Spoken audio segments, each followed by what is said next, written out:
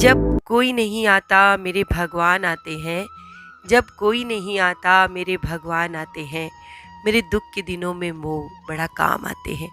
और ऐसे ही दोस्तों, जब हम परेशान होते हैं, निराश होते हैं, तो एक आशा की लौ की तरीके से ईश्वर हमारे पास कोई संदेश भेज देते हैं। कोई ऐसा वीडियो हमारे सामने आ जाता है जिसे हम ना चाहते हुए भी खोल लेते हैं। उसमें छुपा होता है हमारी सारी समस्याओं का हल। तो जी हाँ दोस्तों, आज आपके लिए लेकर आई हूँ एक ऐसा चमत्कारी व्रत जो आपकी हर मनोकामना, हर समस्या का समाधान है। केवल 5 दिनों में आपकी समस्या का निवारण आपको मिल जाएगा। ये मेरा विश्वास है, क्योंकि मैंने ऐसा खुद भी महसूस किया है। दोस्तों, मैं बात करने जा रही हूँ आज पशुपतिनाथ जी के व्रत के बारे में। उससे पहले सभी हनुमान भक्तों को मेरा राम राम।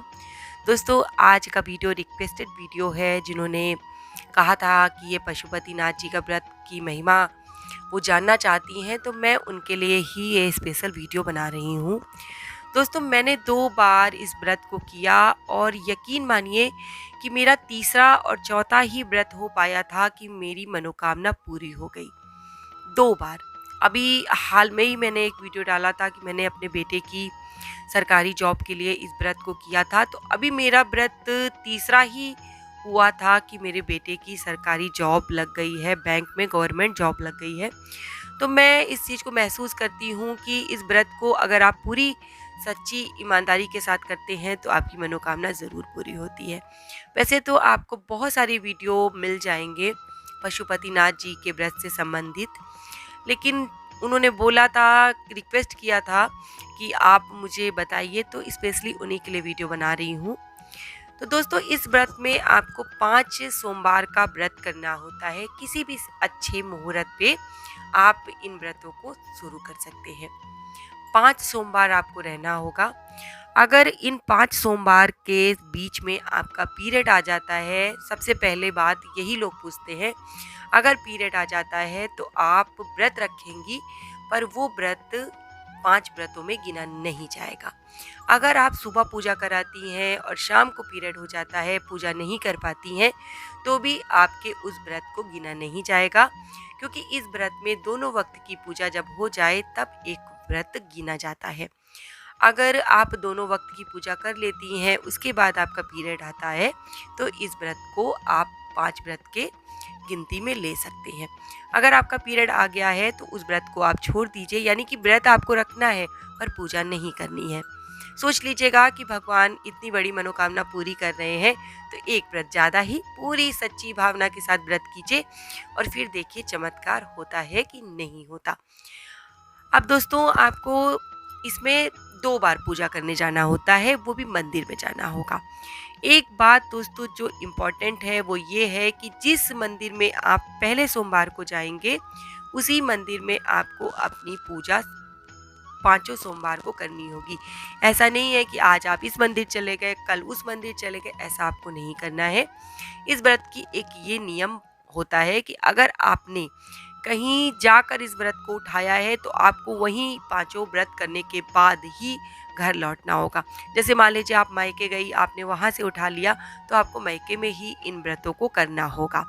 अगर आप कहीं बाहर जाते हैं और ये व्रत आपका बीच में पड़ जाता है, तो आपको उस व्रत को रखना है तो रखिए, नहीं मान लीजिए अगर आपको बहुत ज़रूरी है, छोड़ना पड़ जाए, तो आप इसको छोड़ सकते हैं। अगली बार जब सोमवार पड़ेगा तो आप इस व्रत को रख लीजिएगा, लेकिन करना वहीं पर होगा जहां आप पहले सोमवार को गए थे।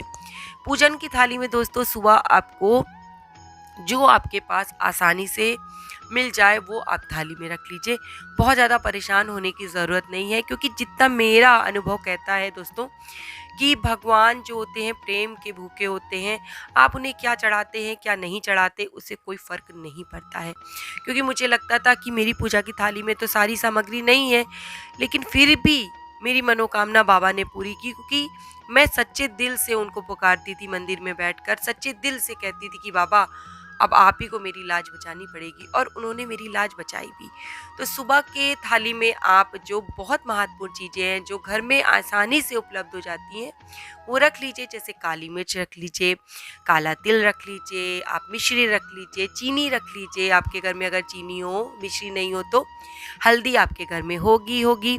उसके अलावा दोस्तों आप रोली रख लीजिए, कुमकुम, फूल, बेलपत्र आपको ज़रूर ले जानी है, क्योंकि बेलपत्र शंकर जी को चढ़ाना शुभ माना जाता है और पशुपतिनाथ व्रत में बेलपत्र आपको चढ़ानी है। अगर किसी कारणवश दोस्तों बेलपत्र आपको नहीं मिलती है तो ज़्यादा परेशान होने की ज़रूरत नहीं है, मंदिर चले जाइए। अगर आपको मंदिर में चढ़ी हुई बेलपत्र मिल जाती है शिव जी के ऊपर से, उसको उठा लीजिए, धोकर आप फिर से उस बेलपत्र को चढ़ा सकते हैं, नो प्रॉब्लम। शिव जी बहुत भोले वाले हैं, आपके भाव देखते हैं, भावना देखते हैं। सुबह आपको फल भी कोई ले जाना है दोस्तों, उस फल को भी वहाँ चढ़ाना है। पहले सबसे आपको जल चढ़ाना है, फिर सारी सामग्री चढ़ानी है, फूल चढ़ाना है, बेलपत्र चढ़ानी है, फल चढ़ाना है और एक दिया जला देना है। और पहले सोमवार को अपनी कामना भगवान के सामने रखते हुए उनसे बोल दीजिएगा कि हे बाबा, मैं आपका व्रत कर रही हूँ, मैंने बड़ी महिमा सुनी है आपके इस व्रत की, मेरी भी मनोकामना ज़रूर पूरी कीजिएगा। दोस्तों आपको वो दिया जलाकर अपने घर को लौट आना है। पूजन की सामग्री जो आप सुबह बनाएंगे वही पूजन की सामग्री आपको शाम को भी ले जानी है। पूजन की थाली आपको नहीं बदलनी है। थाली में इतनी सामग्री सुबह ही रख लीजिएगा कि शाम को कुछ भी ऐड ना करना पड़े। जोड़ना क्या है, केवल 6 दिए और घर का बना हुआ कुछ मीठा। दोस्तों आपको 6 दिए बनाने हैं शुद्ध देसी घी के, 6 दिए रख लीजिए। और मिठाई जो भी आप आसानी से घर पे बना सकती हैं, लड्डू, पेड़ा, खीर या हलवा, गुलगुले, जो भी आप आसानी से बना सकती हैं उसे बना लीजिए।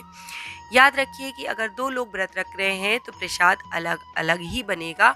ऐसा नहीं है कि एक बार आपने प्रसाद बना लिया और उसमें से दोनों लोगों ने बांट लिया, नहीं। एक प्रसाद जो बनेगा वो पूरा आप ही ले जाएंगे और दूसरे लोगों का प्रसाद आप दूसरे बर्तन में फिर से बनाएंगे। उसके बाद दोस्तों शाम को भी आपको जाना है मंदिर जाके आप पूरी सामग्री चढ़ा दीजिए। मंदिर में रख लेना है फर्श पर। जो आप मिठाई ले जाएंगी उसके साथ आप 3 दोने भी ले लीजिएगा, यूज़ एंड थ्रो वाले जो पत्तल होते हैं उन्हें ले लीजिएगा, छोटे वाले। 3 हिस्सों में आपको घर से ले जाई हुई मिठाई को बांट देना है, जला देने। 6 में से 5 दिए आपको जला देने हैं और जो 2 प्रसाद है वहीं छोड़ देना है और एक बिना जला हुआ दिया और एक प्रसाद फिर से थाली में रख लेनी है और आपको अपने घर पूजन करने के बाद लौट आना है। जो दिया आप मंदिर से उठाकर लाई थी उसे घर के बाहर मेन डोर पर अपने सीधे हाथ की तरफ जलाकर आपको फिर घर में अपनी मनोकामना बोलते हुए प्रवेश करना है। इसी तरीके से आपको 4 सोमवार कर लेने हैं। 5वां सोमवार भी सेम इसी तरीके से करना है, लेकिन आपको केवल एक चीज़ और ज़्यादा ले जानी होगी, पानी वाला नारियल। उस नारियल पर आपको एक कलावा लपेटना है, उसी के साथ आपको 11 रुपये भी रखने हैं और ये मंदिर में आपको लास्ट वाले सोमवार को यानी 5वें सोमवार को छोड़ देना है। दोस्तों आप यकीन मानिए कि आपके 5 सोमवार पूरे भी नहीं हो पाएंगे और आपकी मनोकामना पूरी कर देंगे स्वयं महादेव। ऐसी निष्ठा के साथ अगर आप इस व्रत को करती हैं तो आपकी मनोकामना ज़रूर पूरी होगी।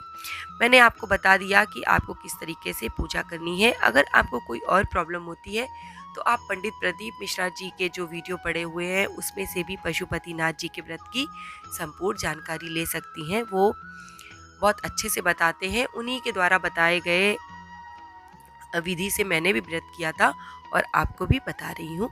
तो आज का वीडियो यहीं ख़त्म होता है और अगर पसंद आया हो तो आगे शेयर कर दीजिएगा। इसी के साथ जय श्री राम, जय बाबा की और हर हर महादेव।